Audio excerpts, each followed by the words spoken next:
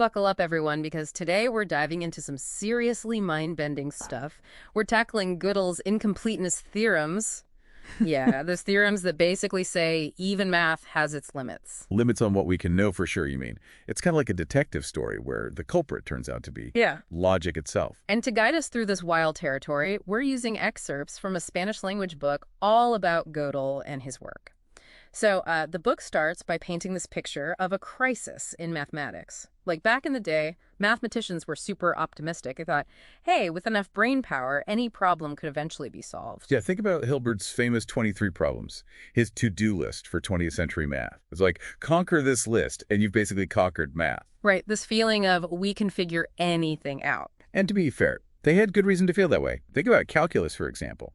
It completely revolutionized physics and engineering. So yeah, they were riding high on a wave of success, but then, bam, Gödel comes along and throws a wrench in the works. And the thing is, to understand why Gödel was such a game changer, you got to wrap your head around infinity. Oh boy, here we go. Everyone's favorite mathematical headache. Right, but before Gödel, mathematicians mostly thought about infinity as a never-ending process. Like imagine counting 1, 2, 3, and so on forever. You never actually get to infinity.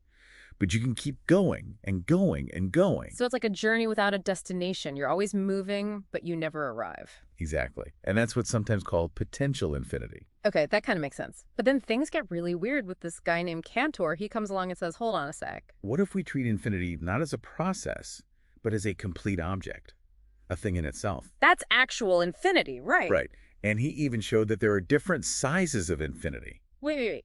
You're telling me there are different kinds of infinity? Oh, yeah. Think about it this way.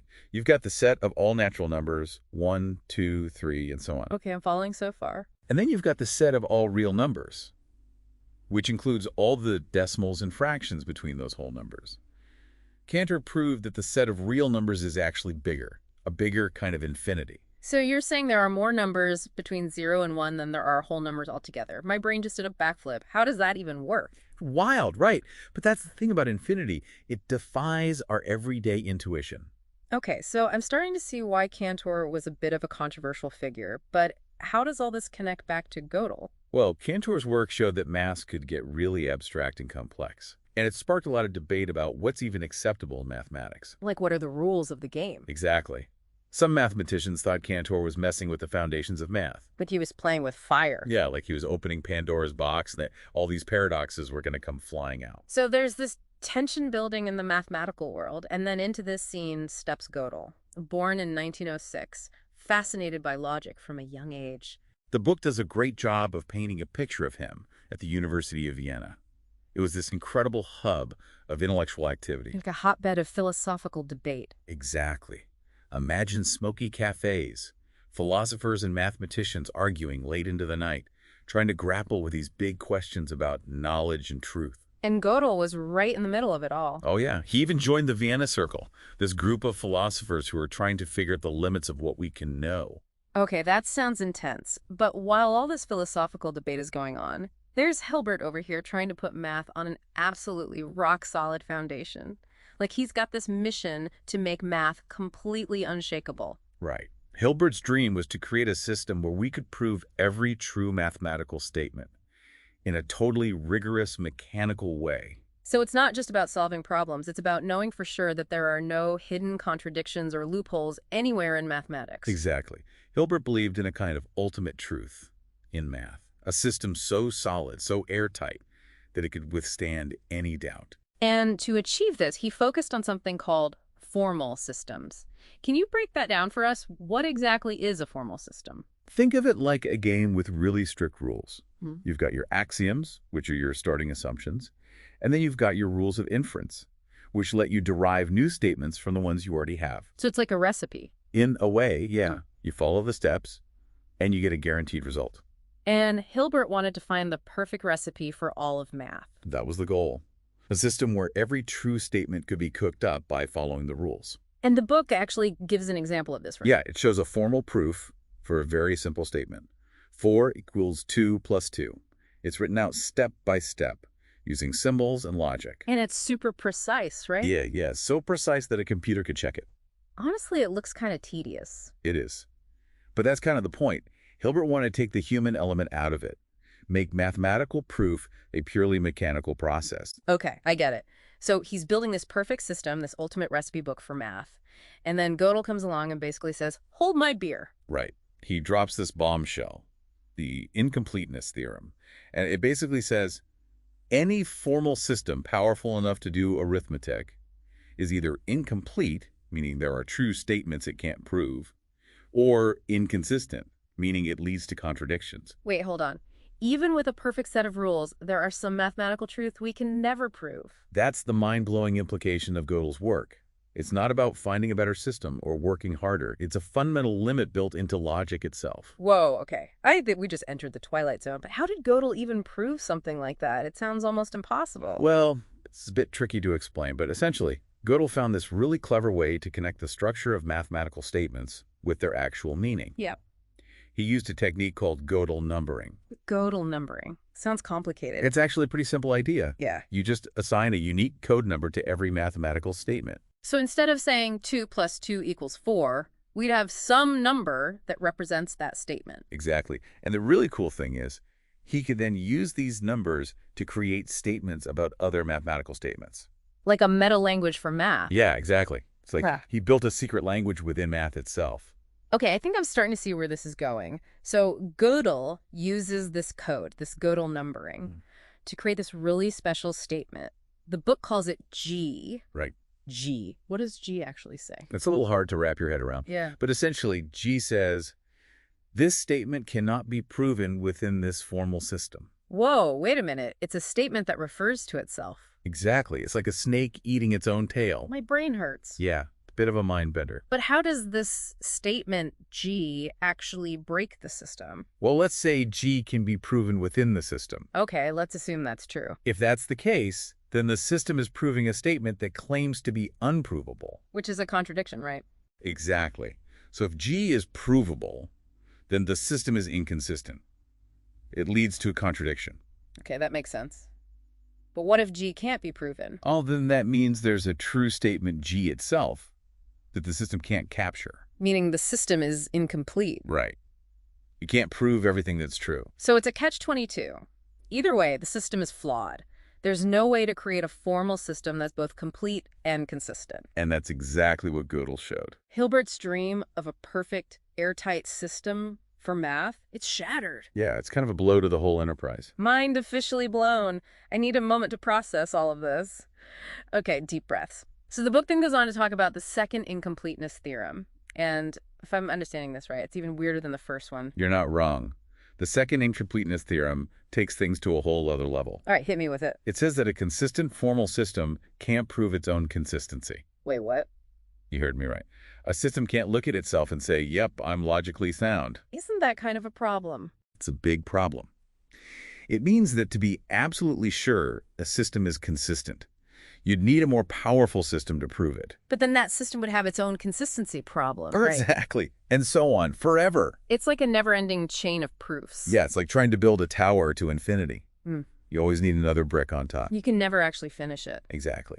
Gödel showed that there's a fundamental limit to how far we can go with formal systems. There's no ultimate foundation for mathematics.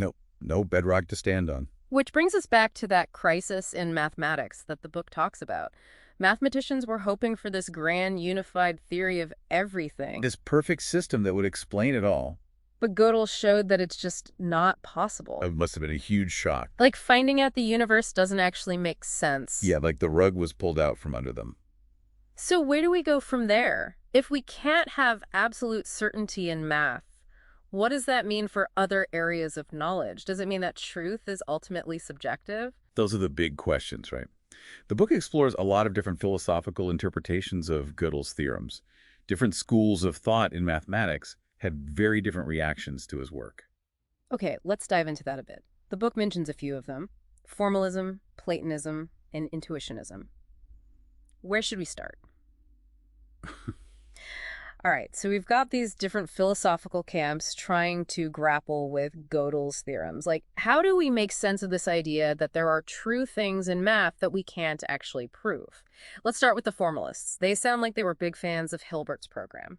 Yeah, the formalists were all about the rules. They believed that math is basically a game played with symbols. So the meaning of the symbols doesn't really matter. It's all about how you manipulate them, right? Exactly. Think of it like playing chess. You don't necessarily care about the backstory of the knights and pawns. You just want to know the rules so you can win the game. So for formalists, Gödel's theorems were kind of a bummer. Like, they show that even with the perfect rule book, there are still limits to what you can do. Yeah, it's like finding out there's a glitch in your favorite video game that prevents you from ever getting the perfect score. No matter how good you are at playing. Right. You're stuck with this fundamental limitation. Okay, so if the formalists are bummed out, who's excited about Gödel's results? Well, the Platonists had a very different reaction. They're the ones who believe that math exists in some kind of perfect realm, right? Yeah. Independent of our minds. Like there's this world of pure mathematical truth out there. And we're just trying to catch glimpses of it with our limited human brains. Exactly. And for Platonists, Gödel's theorems were actually kind of a confirmation of their beliefs. It's like saying, see, we told you so. The human mind can't fully grasp this infinite realm of math. It's too big, too complex for us to ever completely understand. Right. So instead of seeing Gödel's theorems as a limitation, they saw them as a testament to the vastness and mystery of mathematical truth. Okay, that's a pretty wild way to look at it. So we've got the formalists, who are all about the rules, and the Platonists, who are looking for this ultimate mathematical reality. What about the intuitionists? What's their take on all of this? The intuitionists were more grounded in the process of doing math.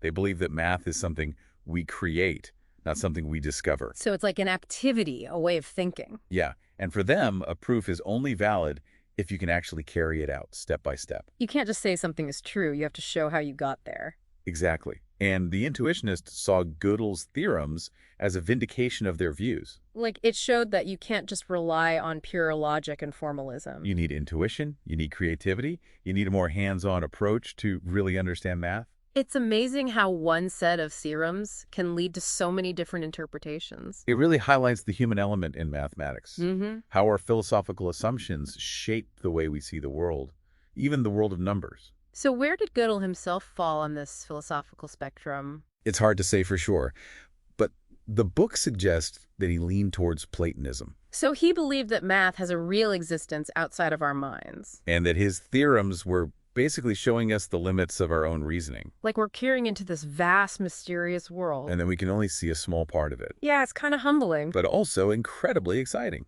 It means there's always more to discover. Yeah. Always deeper questions to ask. Well, I think it's safe to say that we've only scratched the surface of Gödel's work. His theorems have had a huge impact on mathematics, logic, computer science, even philosophy. They've forced us to rethink some of our most fundamental assumptions about knowledge and truth. And the coolest thing is, this isn't just ancient history. People are still grappling with Gödel's ideas today. Yeah, they're still inspiring new research and new ways of thinking. In fields like artificial intelligence, the study of consciousness, even the search for a theory of everything. So, to wrap things up, I think the big takeaway here is that even in a field as rigorous as mathematics, there are still mysteries, there are still unanswerable questions. And that's what makes it so fascinating, right? Absolutely. It's a reminder that the pursuit of knowledge is a never-ending journey. And sometimes the most profound discoveries are the ones that show us how much we don't know. So keep exploring, keep asking questions, and who knows what mind-bending discoveries you might make. Thanks for joining us for this deep dive into Gödel's incompleteness theorems. We'll see you next time for another adventure into the world of ideas.